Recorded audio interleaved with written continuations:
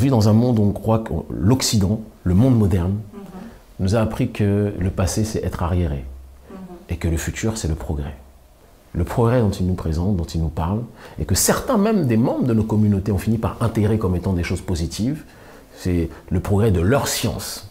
Une science sans spiritualité, une science païenne, comme on dit, ou, comment te dire, aujourd'hui, par exemple, qu'un homme puisse donner naissance, c'est le progrès. Qu'un homme puisse être enceint, c'est comme ça qu'on dit, c'est le progrès. Un certain nombre de thématiques qu'ils évoquent, le transhumanisme et tout ce qui s'ensuit, etc., c'est le progrès. Et le passé, pour eux, c'est la barbarie. Ouais. Mais en fait, ils sont en train d'imposer leur histoire du monde, parce que ces derniers tenants du monde moderne sont les derniers nés de l'humanité. D'autres peuples les ont précédés dans l'histoire. Et donc, eux, leur passé, ils ont commencé par la barbarie, mais au moment où leur barbarie commençait, nous étions déjà dans une dynamique, nous autres, de royauté, sans essentialiser, sans globaliser. Moi, je ne parle pas de théorie, comment dirais-je, darwiniste, je ne crois pas à la théorie de l'évolution, on était un singe, etc. Peut-être que eux, les Occidentaux, ils ont commencé par être des singes et sont développés, ça c'est leur histoire, pas de problème. Mais dans nos traditions, non. Dans nos traditions, tout ce que j'étudie, aucun ancien me dit que nous, on venait des singes.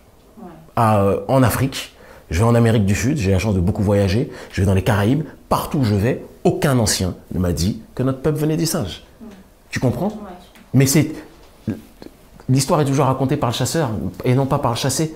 Donc ils imposent une vision de l'histoire où pour eux le passé est la barbarie parce que leur passé fut barbarie, mais notre passé fut la totalité et la primordialité. Et donc revenir au passé, revenir en arrière, ça ne veut pas dire s'enfermer dans un truc passéiste en disant Otep, on marche de travers. Non, c'est pas ça. Mais revenir en arrière et se préoccuper de la racine du savoir et de cette connaissance, non pas pour s'enfermer dans le passé, mais pour construire le présent, c'est pour nous la quête totale de sens. Et donc, c'est pour ça que tout à l'heure je te parlais du film Tenet, la notion du temps et la notion de la perfection, on n'a pas les mêmes directions. L'Occident et les sociétés traditionnelles, quand elles regardent en arrière, elles voient la totalité qu'elles ont perdue tout le temps passé, parce que quand tu as un produit, tu as une statue, au fur et à mesure que le temps passe, la statue, elle peut s'abîmer. Ouais. Tu vois, elle peut s'écorner. Parce que le temps qui passe fait perdre la totalité.